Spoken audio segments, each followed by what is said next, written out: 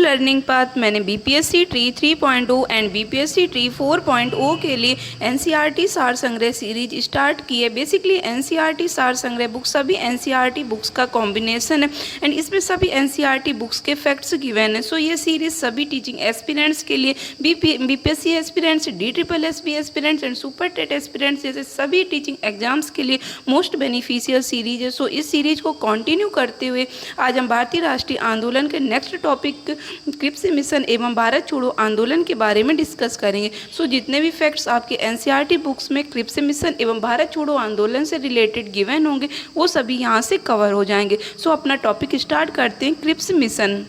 जिसने अभी तक चैनल को सब्सक्राइब नहीं किया वो चैनल को सब्सक्राइब कर लें ताकि नेक्स्ट वीडियो का नोटिफिकेशन टाइमली मिले एंड वीडियो को लाइक एंड शेयर भी करें।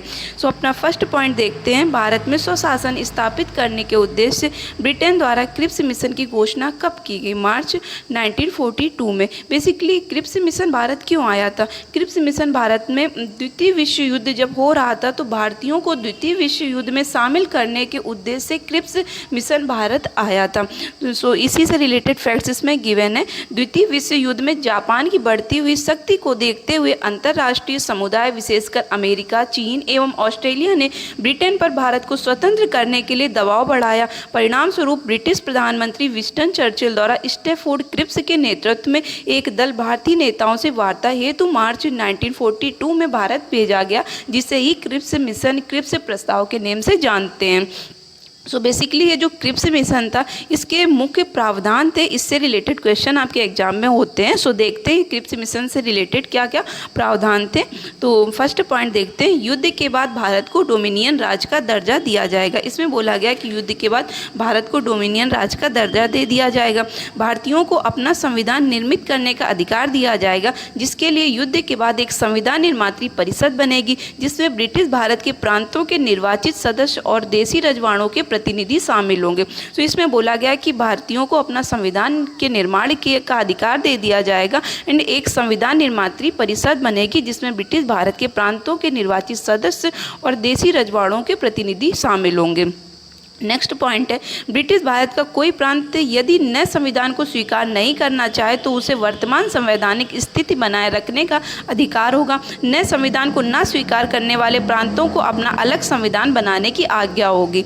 ये भी बोला गया कि अगर कोई भी प्रांत है अगर जो नया संविधान बनेगा उसे स्वीकार नहीं करना चाहता है तो वो वर्तमान संवैधानिक स्थिति को बनाए रखेगा और उसका अपना अलग अगर वो संविधान बनाना चाहता है तो उसकी भी आज्ञा होगी। नेक्स्ट देखते हैं पॉइंट, युद्ध के दौरान ब्रिटिश वायसराय की एक नई कार्यकारी परिषद का गठन किया जाएगा जिसमें भारतीय जनता के प्रमुख वर्गों के प्रतिनिधि शामिल होंगे, परंतु रक्षा मंत्रालय ब्रिटिश नेतृत्व के पास होगा। ये भी फैक्ट इंपॉर्टेंट है कि रक्षा मंत्रालय ब्रिटिश नेतृत्व के पास होगा।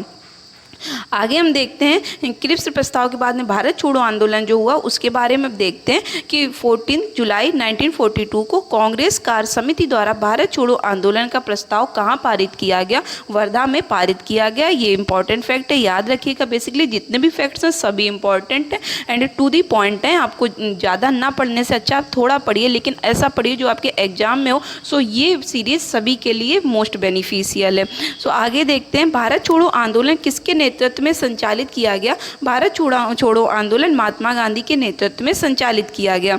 7 अगस्त 1942 को मुंबई के ऐतिहासिक ग्वालियर टैंक में अखिल भारतीय कांग्रेस कमेटी की वार्षिक बैठक हुई जिसमें वर्धा प्रस्ताव जिसे भारत छोड़ो आंदोलन की पुष्टि हुई। कुछ संशोधनों के बाद 8 अगस्त 1942 को यह प्रस्ताव स्वीकार कर लिया गया और भारत के स्वतंत्रता संघर्ष के अंतर्गत अंग्रेजों के विरुद्ध भारत छोड़ो आंदोलन प्रारंभ करने की घोषणा की गई। तो ये 7 अगस्त 1942 डेट याद रखना और कहाँ पर? मुंबई के ऐतिहासिक ग्वालियर टैंक में।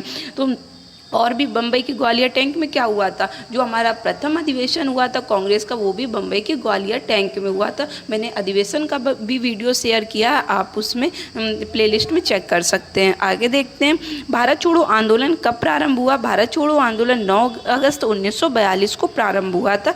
ये डेट भी इम्पॉर्टेंट है। आगे देखते हैं, भारत छोड़ो आंदोलन के दौरान गांधी जी द्वारा करो या मरो का नारा दिया गया, जबकि करो या मरो नारे का वास्तविक वास्तुकार यूसुफ मेहर अली को माना जाता है। तो अगर आपके एग्जाम में क्वेश्चन हो कि भारत छोड़ो आंदोलन के दौरान गांधी जी ने क्या नारा दिया, तो गांधी जी का नारा था करो या मरो, लेकिन ये जो करो या मरो नारा था इसका वास्तविक वास्तुकार था यूसुफ मेहर अली।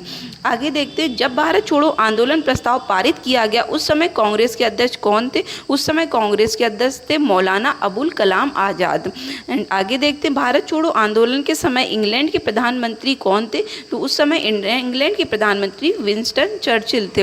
भारत छोड़ो आंदोलन के दौरान महात्मा गांधी का साथ देने वाले अमेरिकी पत्रकार कौन थे? तो महात्मा गांधी का साथ देने वाले अमेरिकन जो पत्रकार थे वो लुई फिशर थे।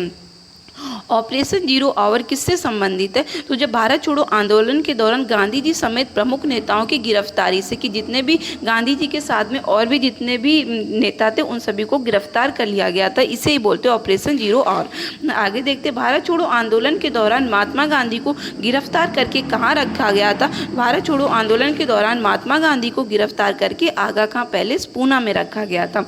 भारत छोड़ो आंदोलन के दौरान जेल से फरार होकर किसने भूमिगत गतिविधियों को संगठित किया था? तो जयप्रकाश नारायण ने जेल से फरार होने के बाद भूमिगत गतिविधियों को संगठित किया था। डॉक्टर राजेंद्र प्रसाद को 9 अगस्त 1942 को गिरफ्तार करके कहाँ भेजा गया था? तो डॉक्टर राजेंद्र प्रसाद को गिरफ्तार करके बांकीपुर जेल में भेजा गया था।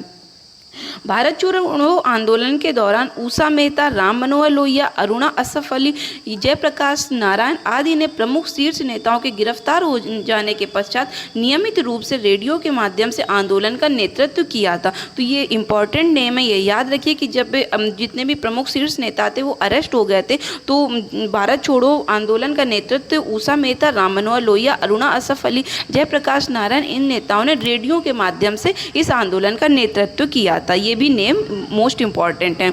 आगे देखते हैं, भारत छोड़ो आंदोलन के दौरान बलिया में किसके द्वारा समानांतर सरकार की स्थापना की गई? तो बलिया में समानांतर सरकार की स्थापना चित्तू पांडे के द्वारा की गई। बंगाल के मिदनापुर जिले में जातीय सरकार की स्थापना किस वर्ष की गई? वर्ष 1942 में की गई। भारत छोड़ो आंदोलन को किस अन्य नाम से भी जाना जाता है? तो अगस्त क्रांति के नाम से जाना जाता है भारत छोड़ो आंदोलन को। लॉर्ड लिनलिथगो ने गांधी जी के आंदोलनों को राजनीतिक फिरौती की संज्ञा दी थी। तो किसने गांधी जी के आंदोलनों को राजनीतिक फिरौती की संज्ञा दी थी? लॉर्ड लिनलिथगो ने दी थी। महात्मा गांधी ने क्रिप्स मिशन को उत्तर तिथि चेक, पोस्ट डेटेड चेक की संज्ञा दी थी। सो किसने पोस्ट डेटेड चेक की संज्ञा दी थी? तो महात्मा गांधी ने पोस्ट डेटेड चेक की संज्ञा दी थी क्रिप्स मिशन की। सो यहाँ पर जितने भी आपके इंपॉर्टेंट फैक्ट्स हैं जो आपकी एनसीईआरटी बुक्स में गिवन है एंड आपके सभी टीचिंग एग्जाम्स के लिए मोस्ट बेनिफिशियल है, बिकॉज टीचिंग एग्जाम्स का जो क्वेश्चन का बेस होता है वो एनसीईआरटी बुक्स ही होता है। सो ये सीरीज टीचिंग एस्पिरेंट्स के लिए मोस्ट बेनिफिशियल सीरीज है। एंड अगर सेशन पसंद आया हो तो लाइक एंड शेयर करें, चैनल को सब्सक्राइब भी कर लें ताकि नेक्स्ट वीडियो का नोटिफिकेशन टाइमली मिले। Thank you for watching.